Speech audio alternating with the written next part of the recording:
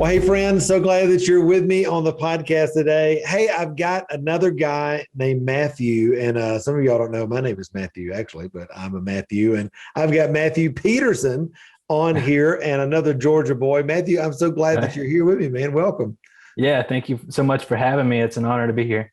This is great. Like two Matthews, two Georgia guys. It's like, we should play the University of Georgia theme song or something. This would be really great. So, hey, listen, for those who are just getting to know you, why don't you tell us a little bit about who you are, where you're from, and what you do creatively?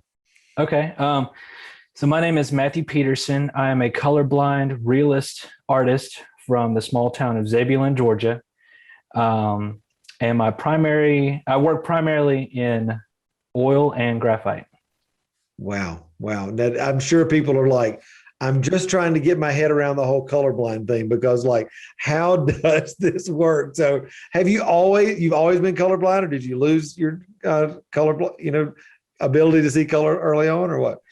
Yeah, I was born colorblind, and it's really been nothing new for me to adapt to.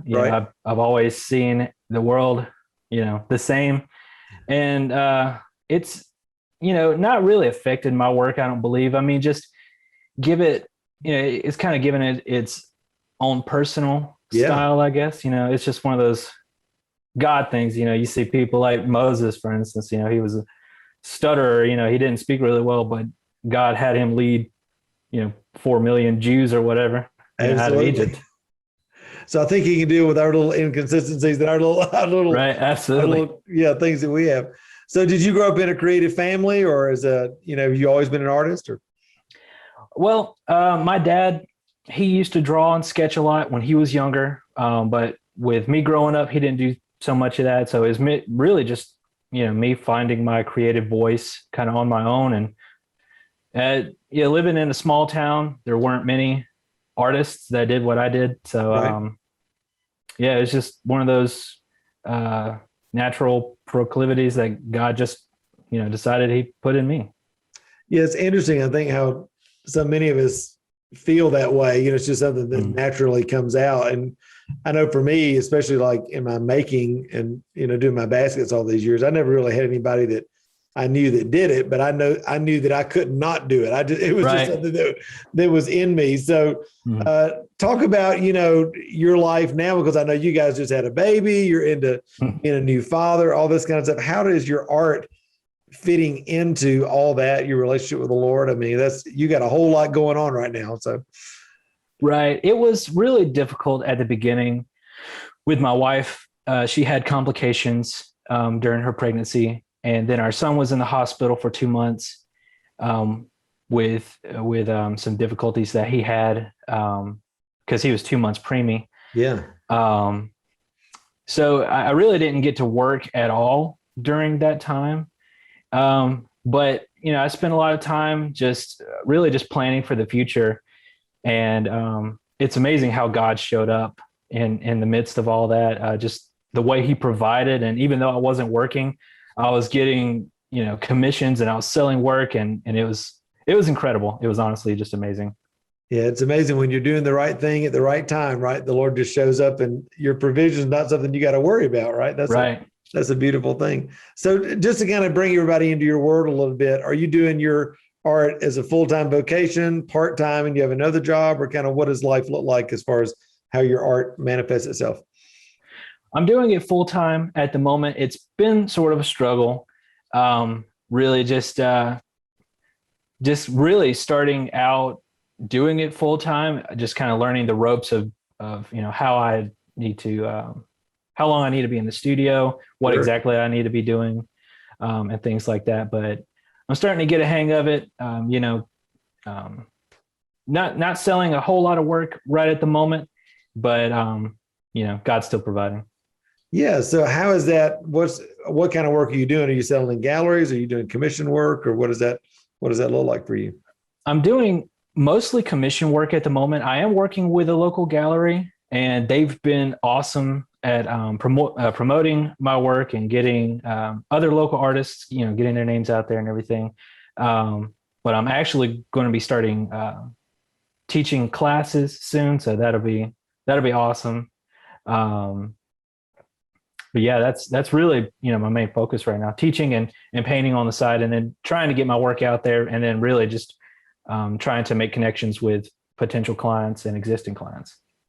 It's so, I think, important for every artist to realize that it takes a multiplicity of different things, Right. multiple streams of income, if you will, to make a successful art business. I know very, very few artists who make their primary living from selling art to retail clients, period. Mm-hmm. Most artists are doing that, selling in galleries, doing commissions, doing shows, teaching, like you're saying, either online and or in-person classes. And that's what I did. I mean, for years, doing all of those things. But that comes together, especially, as you're starting out, like you are, it all goes to make that regular cash flow, which you got to have, especially with a wife and baby and all that, you got to have that regular thing coming in. So now, how did our worlds cross? I know, I've been able to watch your journey for a while, but how did you kind of come to know what we're doing in Matt Tommy Mentoring and our courses and all that? Well, it's a really interesting story. I know some of the listeners today, I don't know if you know Maury Dirtinger personally, but she's really the one that got me connected with you on the podcast. Right. She introduced me to the podcast, but just the way it planned out was really unexpected. She actually met my pastor at the time, who owned an auto glass business, and she was having her windshield repaired, and they didn't know each other or anything at the time, and he noticed that she had just all this stuff like bubble wrap, cardboard, all this kind of just random stuff in her van. And he asked her, what are you going to do with all this stuff? And she was like, well, I'm an artist, and I'm going to take this stuff home and make something out of it. And he was like, what? I actually go to church with an artist, but he's one of those starving artists, And she said that without thinking, she just blurted out, well, that's not kingdom mentality. And to my preacher, And he was like, oh, well, I'm so sorry. I didn't mean to, I didn't realize what I was saying, Yeah. And she's like, well, you can just repent about it. Just call him out right there in the street. Right. Right. She was like, she had no idea really what she was saying, especially to the pastor. But he connected Maury and I together. And later on down the road, she was talking about you and your podcast and everything. And I started listening, and it, even just the podcast, changed my whole outlook and gave me this glimmer of hope that I haven't had in a long time. Wow. And what was the big difference for you? I mean, just a difference of perspective, or what? Really, really just the idea that I can do this, that God is on my side, that he made me to do this. And before, I was hopeless. I was honestly to the point that I wanted to get rid of all of my supplies, all my easels, everything. I just wanted to either throw it away or give it away. Wow.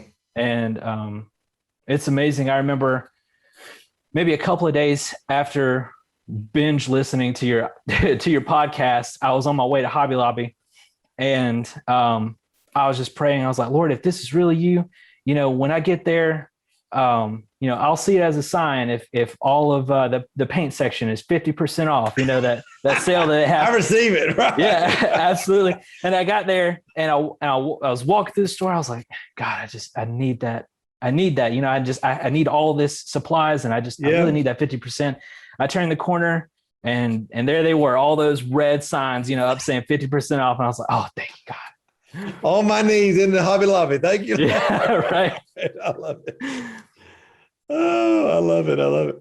So that really started a change in you, I guess, then of starting to see this life as an artist, in the kingdom is possible, that you're not trying to do it on yourself. I mean, how does that inform how you're going after clients and what you're doing every day, and just the kind of the position of your heart, especially as one, again, that's providing for a new baby and family and all that?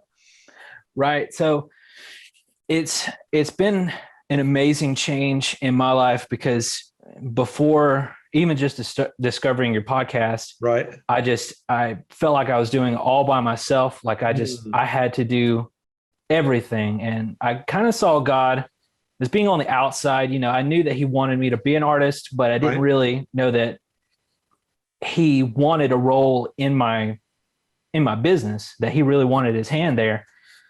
And after just hearing your teaching and starting the experience course, it really opened my eyes to the fact that he does want to be in my business as much as he wants to be in my life, in my personal life. Right.